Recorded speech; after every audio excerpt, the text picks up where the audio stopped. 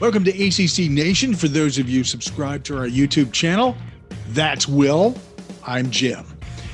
We'll take a look at the ACC Baseball Tournament, but before we do that, we're going to look across the spectrum of sports action involving ACC teams, and we'll touch on some very early ACC Nation pigskin picks and how our writers see the conference stacking up this fall.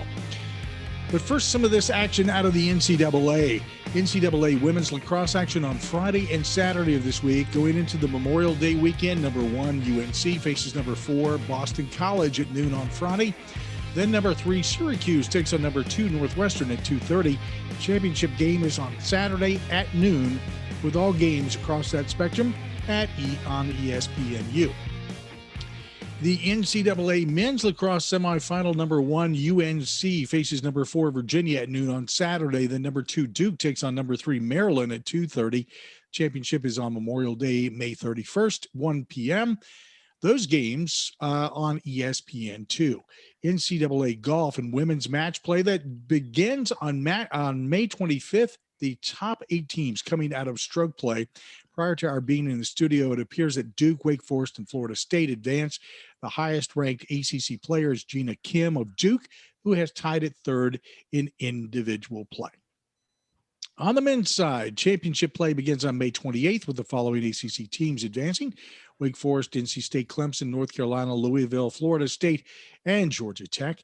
NCAA rowing gets underway on May 28th. Virginia is an automatic qualifier as conference champs. Duke and Syracuse receive at-large bids.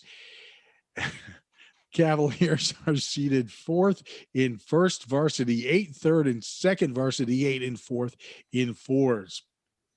I'm going to get you out in a rowboat sometime just to see what kind of pecs you got there, buddy. NCAA softball. You assume I have pecs right now. It's the post-COVID non-pectoral version. Okay. Yeah. NCAA softball, ACC teams advancing from regional play to the super regionals, Florida State and Virginia Tech. Congratulations there. NCAA men's and women's tennis play is underway with singles and doubles this week, leading to the championship. A lot of names, numbers, etc. We're going to try to keep you updated on how that's all panning out at ACCNation.net. And speaking of that, NCAA outdoor track and field competition is underway already this week. We'll have the results of that. And as I mentioned, tennis at ACCNation.net. So, very good. That's the roundup of all this ACC sports in the NCAA. This time of season, always very busy, but as we've noted before, all these fall sports that carried over to spring, keeping things doubly busy. So, Will, before we take a look at the ACC Baseball Tournament, which is full of surprises, let's talk briefly about the ACC Nation early preview of football. Baseball. We sent out the schedule. Everyone had a chance to review it, delve into spring practice and games, and ruminate, that's our word of the day, on last year's performances. Then each writer simply wrote a W and L across from each game on the schedule. We tabulated it, and there you go. There's the big L, and then took those totals into consideration as we ranked teams top to bottom. I don't think it was that difficult, to be honest with you, though we didn't all see eye to eye, obviously. We never do, which is a good thing. So here's the top 14 as we see it, and we'll see what your thoughts are here. Number 1, Clemson. Any surprise? None whatsoever. I mean, it's really, the reality is Clemson is going to be number 1 until they lose. I mean, yeah, they're the most talented team in the league. They're one of the most talented teams in all of college football, even with all the losses, all the big time losses on that team. They continue to reload, and we're going to see just exactly what the DJ Uiagalelei his career brings when they open up against Georgia. So I will just say this. We all have 1 month of regular season to learn how to properly pronounce his last name. Uyunglele. Or we just change it to DJU. DJU, which is, I guarantee you, you will hear that on a national broadcast at some point just because it's a lot simpler to do. Yep. At number 2, Like, yeah. Yeah, I was going to say, it's like when during the NCAA tournament, when the CBS broadcasters could never get Mamadi Diakite right, they would just kept calling him Mamadi like he was just like a one-name soccer player, like Pele or Ronaldo. I thought Diakite was a lot easier to say than Mamadi. Yeah. So anyway, North Carolina is our number 2 team. I'm not too surprised by that. No, me either. I mean, you got a guy in Sam Howell who could very easily, be a Heisman contender, even with, again, a lot of losses. They lost their top 2 running backs, receivers, but Mac Brown is killing it in recruiting, and you figure with a guy like Howell there, he's going to help bring up a lot of that talent. And I mean, the only question with that team right now is defense, but the pieces are there. It's just a matter of the experience, and obviously we should be getting a full fall practice in, so we'll have much more of a better idea about these teams this year compared to last year. So North Carolina is, I think, already at a point in which we have talked about what makes Clemson special. They have stocked the pantry, so it's always next man up. And typically that next person who fills in the role is bringing equal or sometimes better talent to the table. And I think North Carolina is pretty close to that. Not completely, but Yeah. That's why they're number 2. It will be true if whoever replaces Sam Howell continues to keep that offense motoring along. That's going to be a challenge because Sam Howell, I think, is sort of like Trevor Lawrence. He's sort of that one in a generation type of player for a team. We'll see. DJU could prove us all wrong about Trevor Lawrence too. Mm-hmm. You never know. At number 3 is Miami. And I think for once, the preseason hype, which we typically dismiss, may be on point this season. We'll see. I mean, a lot of the questions with this team are going to be revolving around De'Ara King's health, and anybody who's suffered a torn ACL knows that you might be healthy, you might feel back to normal, but it still takes time to get that range of motion back in your knee, and you're going to be a little hesitant at times. Exactly. You got to get that's the mental block. That's right. And who knows what he'll be like, and where does that team go, because they open up with Alabama, and if they get blown out, what are they going to be like? They actually have a tricky schedule this year. The thing that I do have question about with Miami is, their defensive line, they've been so good the last couple of years. I don't think they're going to be quite as good this year, but I think they make up for it in the secondary. They have a really good secondary. Well, there's only so much that a secondary can do, and I've seen that on the pro level, where players who've stepped away because of COVID and other reasons like that. You lost a lot out of the front line, and the secondary can only do so much. So we'll see if that's the case with Miami. I think a big question here, when you brought up De'Ara King and that ACL, is who is behind him and who could possibly step in and do the same type of job and bring that level of competition in there as a quarterback. That is a big question mark for them. Mm-hmm. Because if he goes out,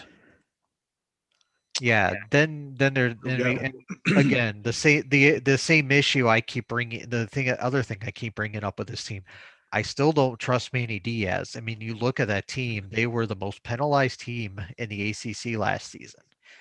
and I just don't think a team that gets penalized to the extent that can keep it up, and be good.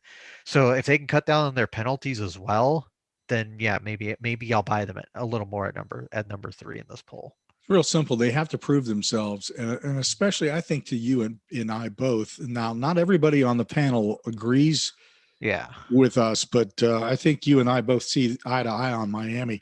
They've had in the past so much hype. It's just ridiculous, and they've never panned out. And but you can see a little bit of forward progress last season. Whether or not they can keep it up this season remains to be seen. And number 4 is Boston College.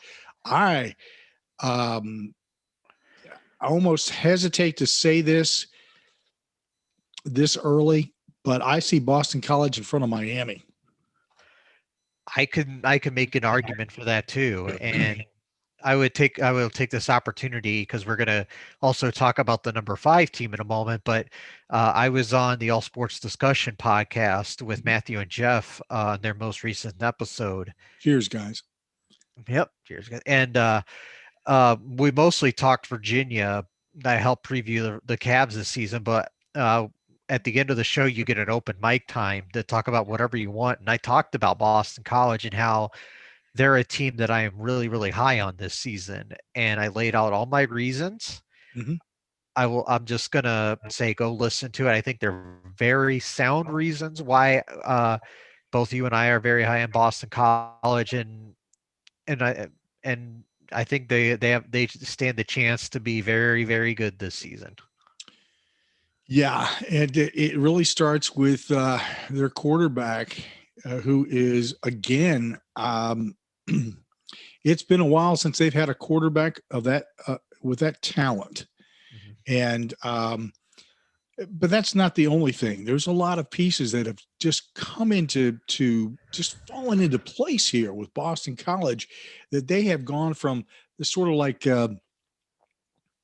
middle of the pack or lower middle of the pack type of team that was, you just kept waiting for them to pull one on somebody, and you can see the pieces coming together, but it's there now.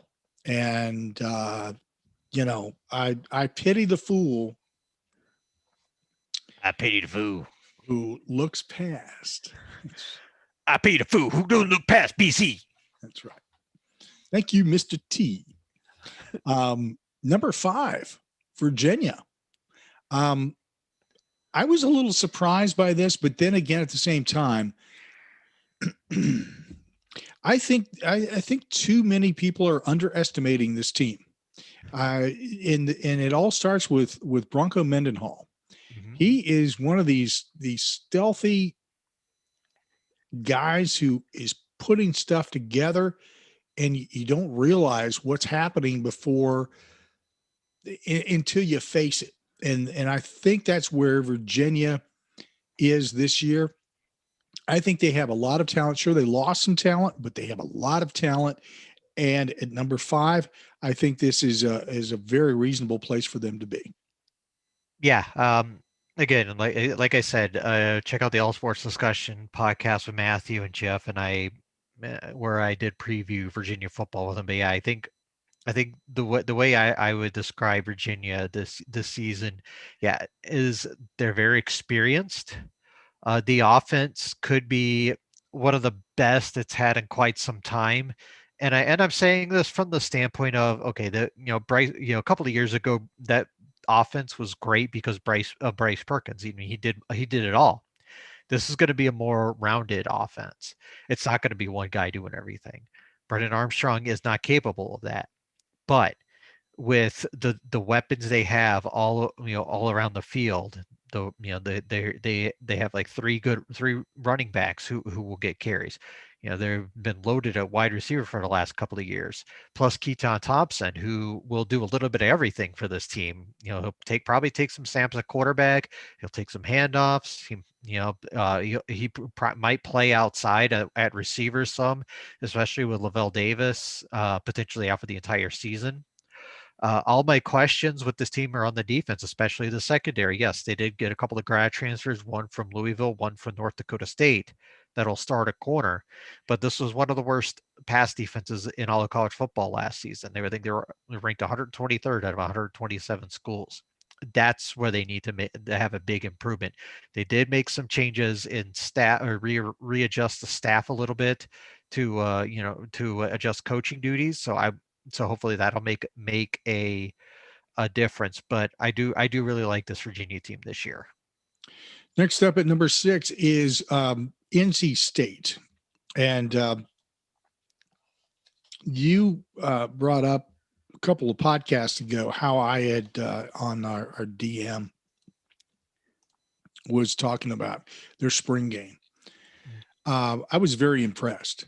And I think this team is probably a lot more loaded than people give them credit for. And I'm going to explain something about why they're at number 6 here after you talk about them. Yeah, so I think this is definitely a team that could actually be higher if you could really make an argument for it. I love what I saw out of Devin Leary in the short time he played last year before he got hurt. He showed a lot of promise, and I think he continues to do that this year. I mean, they're really good at running back. The two, they're deep there at running back. They've been that way for the longest time, for a few years now. I mean, they do lose a couple of their big time receivers and make them easy. Kerry Angeline's gone, but the defense did lose a couple of big players. Elaine McNeil's now in the NFL, for example, but I do like this team, and I think that's fair. But I think if they can get some receivers going, I think this receivers going and the a little bit better on defense, I think this is a team that could definitely finish higher up in the rankings. So I'm probably going to catch some grief over this because I've kind of said something similar to this a few times in the past, but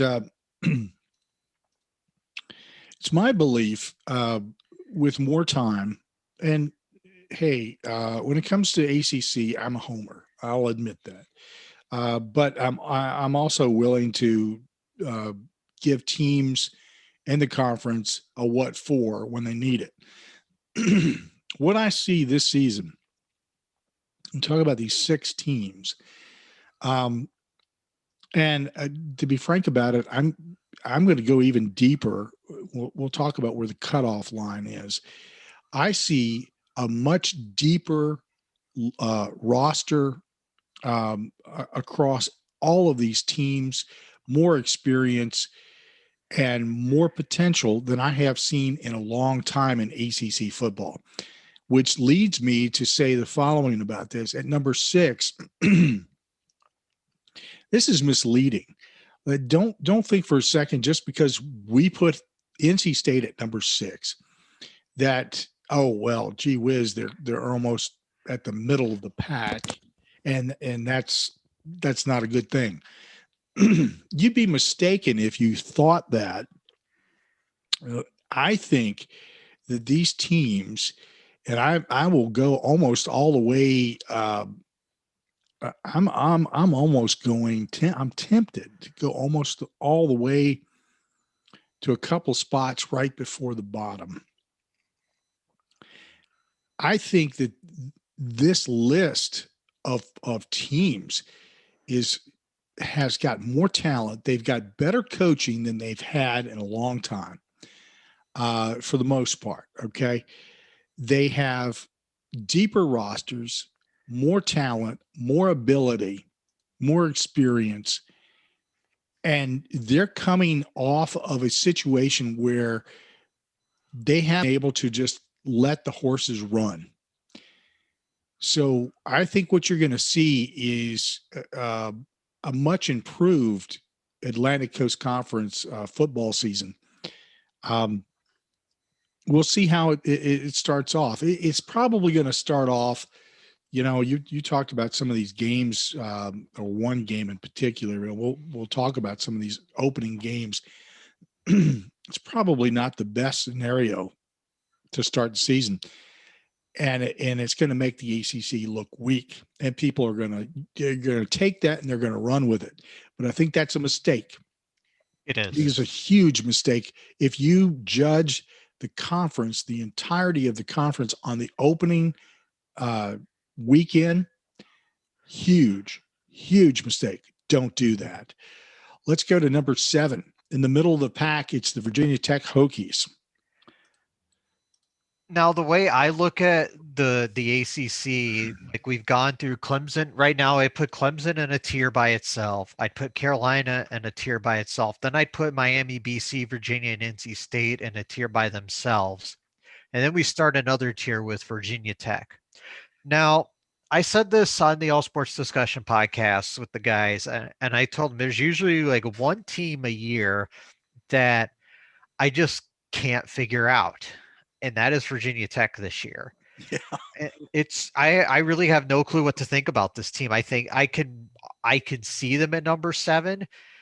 I think Braxton Burmeister, quarterback, he was inconsistent at times last year, but they also lose Khalil Herbert, and they don't have another one of those on the roster. They've got a bunch of guys, but nobody quite to his level.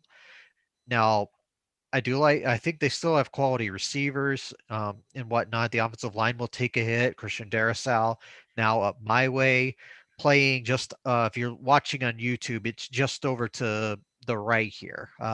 I can't point in the right direction, but the US Bank Stadium is just over my right shoulder, off to the side here. Let's just put it that way. And the defense, wasn't that good that last year, but how much of that was pandemic related when you have a first year defensive coordinator? I really don't know what to take out of that. So I'm kind of waiting to see, kind of giving a wait and see approach to the defense. So, but I think it's fair right now to say number 7 for them. This is our crapshoot team. Uh-huh. This is where you put the 2 die in your hands, you blow on them, and you toss them because you don't know. Mm-hmm. You don't know what you're going to come up with here. I'm in the same boat. Hopefully not snake eyes. And if you read the article that we had at ACCNation.net, you'll see my comment about how I feel about Justin Fuente. I think there are good coaches, and I think there are great coaches. And if you read it, you'll see why I think he's a good coach, but I also don't think he's a great coach. We'll see what happens this year. I think this could be that line in the sand for him. So what you're saying right now, he's just a coach. He's just a coach until he proves otherwise. You did hit on that. It's a huge year for him. And I even said this with the Matthew. I think the 7-8 win range, it will determine whether or not he's back next year. If they go 8-4, I think he's back. If they go 7-5, then he might get fired, especially if they lose to Virginia again this year. Well, just so that everybody knows, the highest projected pick win-loss record for Virginia Tech among our writers was 7-5. And I will tell you that there were 2 of us that did that, and I'm one of them. So I actually have maybe a little more faith in them than most, but I'm also pointing out that they have some weaknesses. And I think that if it's to your point, if they don't clean up their act, I think I see enough response out of alumni that people are not happy with what's perceived to be going on there. Nobody knows for sure what's going on there other than the players and the coaches. But, we'll see. That's all. I think this is his year, that if he delivers, he's good to go. If he doesn't, you got to go. Mm-hmm. Fair way to put it. Next up, number 8, Wake Forest. Love this team. I wish they could find some defense once in a while instead of having like 60 and 70 points put up on the board. But of course, at the same time, they're putting 60 and 70 points up on the board on offense. So what difference does it make? Well, it makes all the difference in the world because if you're going to win games, you got to stop the other team from scoring. Wake Forest, Dave Clawson, a great coach. Love him. I love what he's done with that program, what he continues to do with it. At number 8, middle of the pack. Yeah, what the reason Wake is at number 8 is, as you mentioned, Jim, is because of the offense. I mean, you get Sam Hartman back for another year. I mean, they're absolutely loaded at wide receiver. I mean, nobody going into the 2020 season heard of the name Jacory Roberson, and he just had an outstanding year. Almost, over 900 yards receiving, 8 touchdowns. Donovan Green was somebody that was kind of under the radar as well. Well, like most players from Wake Forest are, he averaged 20 yards a catch. Taylor Morin, another guy who played very well for them. They continue to churn out receivers, at a rapid rate. But you mentioned it. I mean, the defense takes a big step back this year with Boogie Basham now in the NFL. That's a big part of it, and I know they lost a couple other big time pieces too. So the defense is going to be the big question mark for the Deacs this year. But I still see them putting a lot of points on the board. At number 9 is Pitt. And I think part of the reason Pitt is at number 9 is not because they lack experience or talent, because they have that. It's just they're inconsistent. And they have been inconsistent for year after year after year. I could go on ad nauseum. So what's different this year that could make them go higher than 9? Well, they actually have a pretty loaded roster. Well, Kenny Pickett's back, and that's the big thing, getting him back for another season. That makes a big difference for them. If he wasn't back, then we would probably have Pitt a lot lower in this ranking, to be honest with you. I mean, feel like they're where their running backs still aren't great. I mean, they tended to be more of a passing team anyways last year. The emergence of Jordan Addison as a big time threat, he's somebody to watch for this year. But the issue is they lost so many good players on that defense to the NFL, and I just don't know if the talent is there to replace it. And that's where I think they sit where they sit. At number 10 is Louisville. Now, here's a big question mark because there seems to be a pretty decent roster here, but they did lose a lot of people, a lot of key players. And does Nick's man up apply here? And what was all this nonsense with Satterfield last year? Is that been swept under the rug and we've forgotten about it, or or do we have to look forward to another year of wondering whether or not the head coach is still looking? Well, Coach Satterfield is hoping everything is swept under the rug, so we can move on.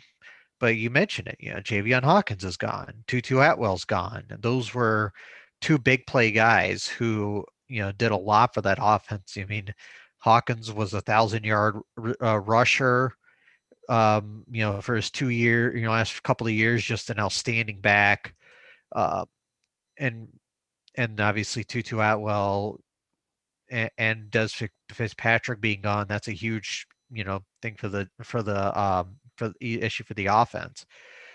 The question here is, what is Malik Cunningham? And I even said this with Matthew and Jeff last night. Like, what is Malik Cunningham? He was really good 2 years ago. We all thought that this team was going to be really good last year, Right. except he just kept turning the ball over.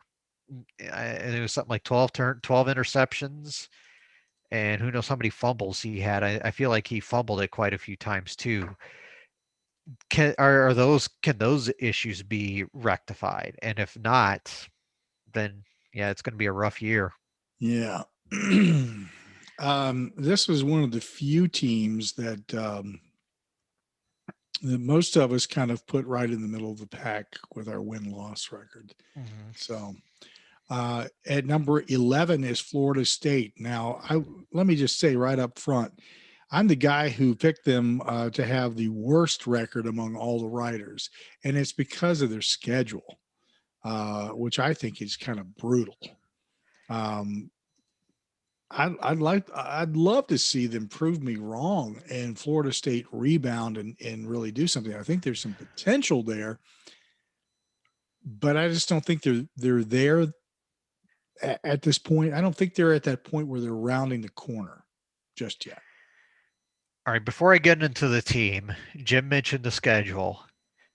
Here's some of their games that they have this year. Okay, they open up with Notre Dame. That's going to be tough. Later in the year, at North Carolina, at Clemson, Miami at home, and at Florida. Yeah, it's going to be a rough one. Really what we're looking at here with Florida State, I mean, they brought in a ton of transfers. I think they were one of the most transfer heavy teams in all of college football. And they bring in Mackenzie Milton, who hasn't played a football game in nearly 3 years. Mm-hmm. What is he the same quarterback he was 3 years ago? I remember I mentioned earlier Derek King, who there's going to be a mental block there. He's going to have to get by at some point. I mean, he may never be the athlete he once was because of how devastating that injury was. But he could just be there as sort of a team leader, and that would pay dividends as well. Sometimes there are players in collegiate and professional sports whose value does not show up in a statistical category, even though the stat nerds like to say otherwise. And I guess the question with this team is how much does this team gel with all the new pieces that they're going to have? I think you hit that one on the head. And boy, you talk about the mental aspect of quarterback there. That is a huge question mark for everyone. And as much as I would love him to be able to, if he could play half of the game he did before the injury, but man, getting past that mental block of correct me if I'm wrong, but I think he almost lost his leg. So He very well could have. I don't have it in front of me, but that's just, it's brutal. It's amazing that he's actually back, and so. But good luck to that team. I want to see Florida State do well. I'd like to see the resurgence there, and I think they've got a good coach. I think they're building back toward it. We'll see where that goes. At number 12 is Georgia Tech. I still don't think Georgia Tech is quite ready to, here's the thing about Georgia Tech. Here's another team I think that this rebuild is going to take a little bit of time. And I think this is a team that you better not sleep on. That's the impression I get, that if you think you're going to roll over Georgia Tech this season, no, not happening. This is a team that's going to come up in the last couple of minutes of a game with something and beat you because you were stupid and you fell asleep and you thought, oh, we got this one wrapped up because it's Georgia Tech. No, not happening this year. You might have been able to do it the last couple of years, but not this year. I want to see Georgia Tech do well. However, on this list of everybody who picked, I again did not give them a very high score on the or marks on the win-loss record. And it's just because I was looking at who they have to play and when, and it's going to be a challenge. It's going to be tough. I think they're in line, though, Will, to after this season, that they are going to be back, and they will be a team that you better be thinking twice about. Yeah, this team, what you like about Georgia Tech this year is, you're hoping Jeff Sims can be more consistent. He did turn the ball over quite a bit at times last year, but you saw flashes of what he could be, and that's what gives you hope if you're a Georgia Tech fan. Plus, you had Jameer Gibbs and Jordan Mason, who did really well at running back as well. So they're loaded at running back. Those two are going to be a really good tandem for the Yellow Jackets this season. It's just the rest of the team, there's just not much there. The leading returning receiver for this team is Jameer Gibbs, the running back with 24 catches. So there's a lot to figure out in the receiving game. The defense is still a ways away. I think they're still a little behind the times, and I know they did struggle a little bit with injuries here and there. I think Trace Swilling only played 6 games last year. That's where that's really the side of the ball that really gives a lot of people pause is defense for Georgia Tech. At number 13 is Syracuse, and as much as I'd like to say that they're doing something, making forward progress there, I don't see it. Yeah, I hate to say that too, but the only thing that I really look at for Syracuse is Sean Tucker, a running back. He was pretty much the lone bright spot for that team last year at running on offense. He's doing all he did pretty well for them. It's just the quarterback situation is just never figured out. I mean, they went through Tommy DeVito, Rex Culpepper, and Jacobian Morgan over last season for obviously Culpepper. So who knows what the quarterback situation is going to be like? That's something we're going to have to figure out going into fall camp. It's not looking very good for Syracuse this year. I give Dino Babers 2 more seasons. If he can't turn it around, and I don't say this season, I say the season after, if he can't turn it around by then, or at least get into the middle of the pack in the ACC, he needs to be looking for something else. Yeah. And the last team on our list is Duke. Give you a scenario here. And we've been talking about this between ourselves. Here's what I think is going to transpire. We have a new AD. So there are 2 coaches who are in line to retire at Duke. First being Mike Krzyzewski. The second being David Cutcliffe. This is going to be a brutal season for Duke's football team. No ifs, ands, and buts. If they don't finish in the basement, I'll be just astonished. It's not because I want them to finish there. I like David Cutcliffe. I think he's an excellent coach. I think he's done wonders for that program when he walked in there. But there's also a point at which, as an AD and as alumni, you want to look at all your sports programs and say, look, we want to be successful across the board. We've been successful in a lot of sports, basketball, been successful in baseball. We're successful in lacrosse. We're successful in softball. We're super successful in golf.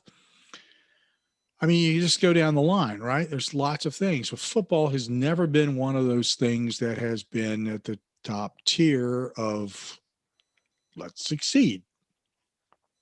Well, here's what I envision happening. Duke has a horrible year, which I think pretty much anybody can see coming. David Cutcliffe has been there long enough to help build that program, and he is at a point in his career where it's much better to say, you know what, I think I'll retire at the end of the season. And I'll give you a heads up as a new AD that I'm going. And that way you guys can get my replacement in here or find it on the staff that's here already. And then, start the next leg of this journey. That's what I see happening at that school. So mark my words today that David Cutcliffe will not be the head coach next season. He'll retire, be replaced by the new AD. I'll wait a little while on Krzyzewski because I need to look and see when his grandson is scheduled to graduate. But I think when his grandson graduates, and we've gotten that insider look from Kevin Conley on that from Ball Durham. I think when that comes, it's Krzyzewski says it's time to hang it up too. I think for a variety of reasons. It's not that he can't coach anymore. I think that wear and tear on his body and a lot of other things have just gotten to the point where, it takes the fun out of the game. So what do you think about Duke and my projection here? I think that's pretty reasonable to say the least. I mean, I don't see Cutcliffe lasting more than a year or two. I don't have his contract up in front of me, but I don't think it's, like I said, I think it runs either through this year or next year, and I don't see him, getting another one. I think he does retire and just kind of move on to the next phase of his life.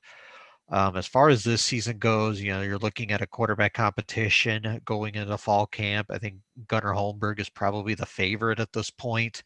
I do like Mateo Duran at running back. He's been a pretty solid back for them. Jake Bobo at receiver, he's been pretty good too. Mm-hmm. It's just, there's not a lot of talent on that roster, and they're an offense that was towards the bottom of the league in points per game last season, and they gave up the most points per game in the league last season. So it's going to take a lot for this team to even improve above to get out of last place at this point. Yeah.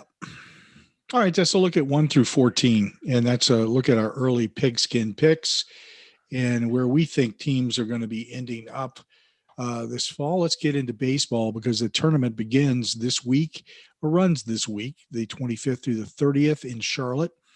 On Tuesday, which is the 25th, it's number 7 Louisville taking on number 11 Clemson, number 8 Virginia versus number 12 Virginia Tech, number 6 North Carolina versus number 10 Pitt.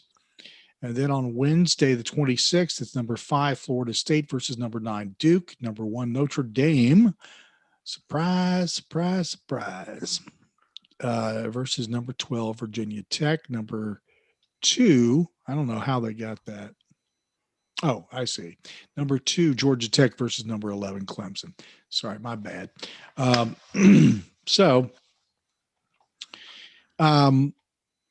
D1 baseball looked at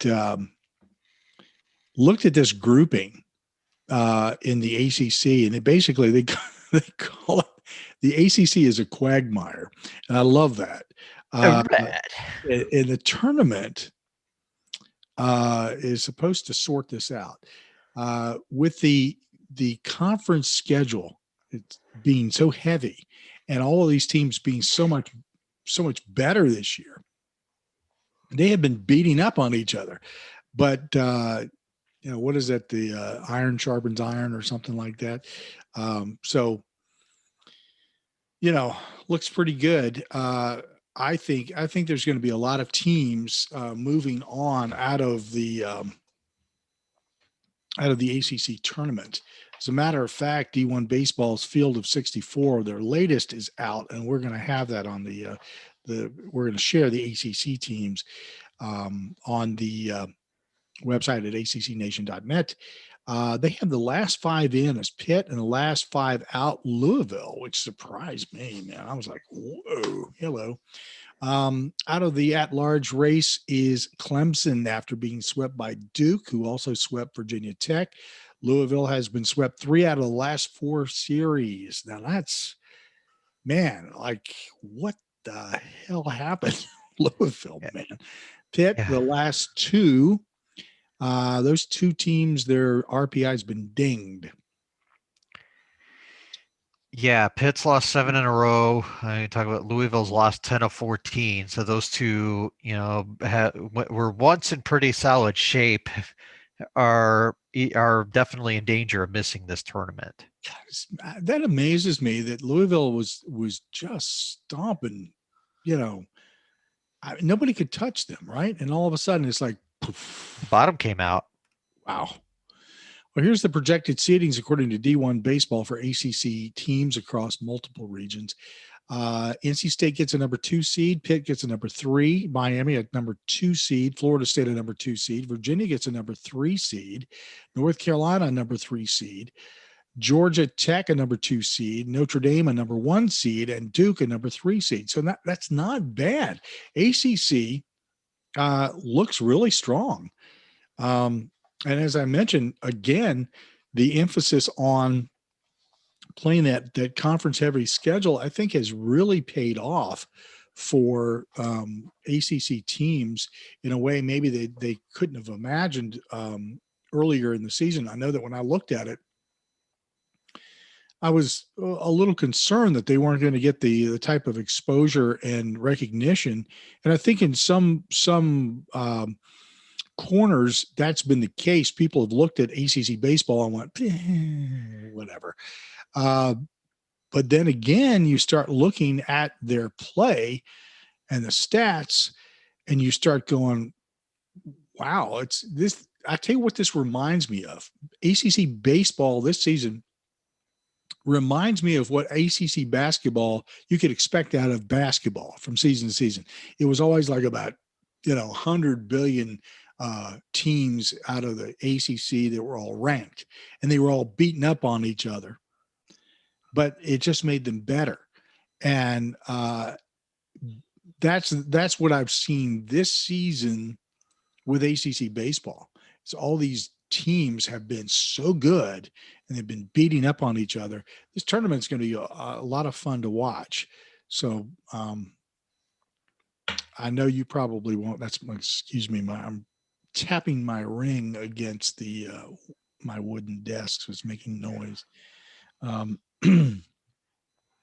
I think that this is going to be a fun tournament to watch. A team I think could easily win this, and we talked about them recently as kind of being, but the Pac-9 at NC State, they are one of the hottest teams in the entire country. I think that I was doing the math. They've won 24 of the last 30, just been on fire coming into the ACC tournament. And I guess if you're to tell me who do I think will win the ACC baseball tournament, they're probably atop the list, and maybe with Notre Dame right behind them. And all these weeks, I've been saying repeatedly, I've been so disappointed in the Pac-9 and UNC baseball. Yeah. Hey, maybe. There have been there are a lot of teams that have been playing well of late. In terms of, like I just said, they've won 24-30. Miami's won 8 of 10. Virginia's won 10 of 14. Miami's, Georgia Tech's won 7 of 10. Notre Dame's won 11 of 13. Duke's won 8 in a row. There are a lot of teams who have been doing very well of late. So it's not like it's a given that there's a runaway team in this tournament. I think there are a lot of contenders for this. So on Saturday, May 29th, is when we're going to see Pool A winner versus the Pool D winner. That's at 1:00. That's going to be on the ACC Network and also on ACC Network Extra, in case you have that. And Pool B winner versus Pool C winner at 5 p.m., also on the ACC Network and Extra. And the championship is going to be on Sunday, May 30th at noon on ESPN2 and ACC Network Extra. You know, I have a minor bone to pick about ACC Nation Extra, Network Extra, sorry. But we'll claim it if you want to give us the profits. So the shift when they opened up the network and they shifted to extra, all of those sports that you could get on extra suddenly just sort of disappeared for a lot of people because they were having a hard time getting it. Mm-hmm.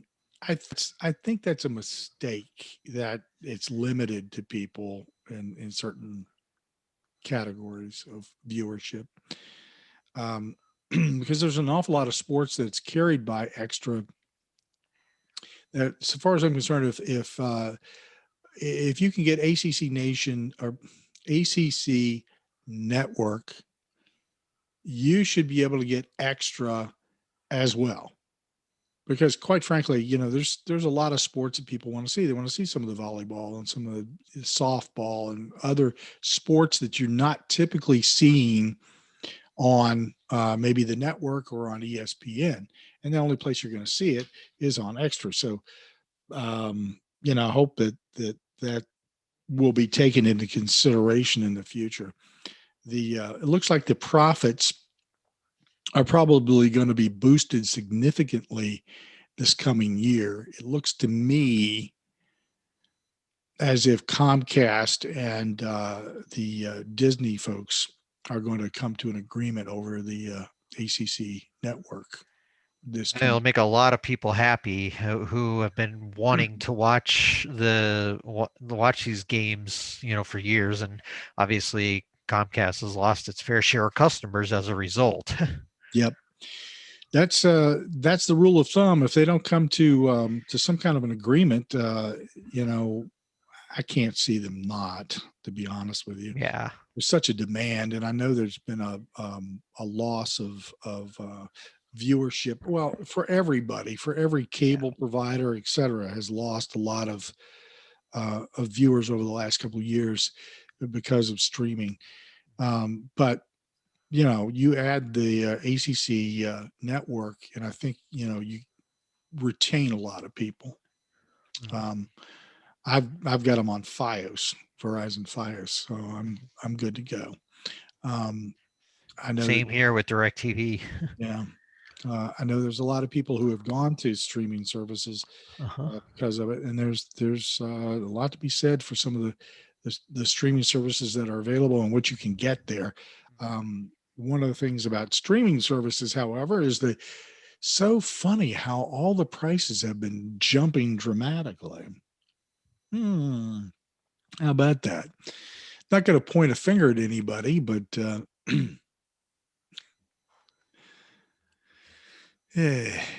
can I say? Anyway, ACC Baseball Championship is underway. Like I said, this week, the 25th through the 30th from Charlotte.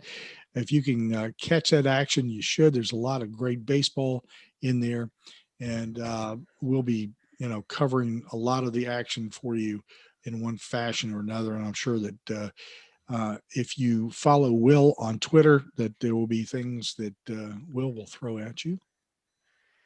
No 95-mile-an-hour fastballs near your melon. Okay, I won't do that.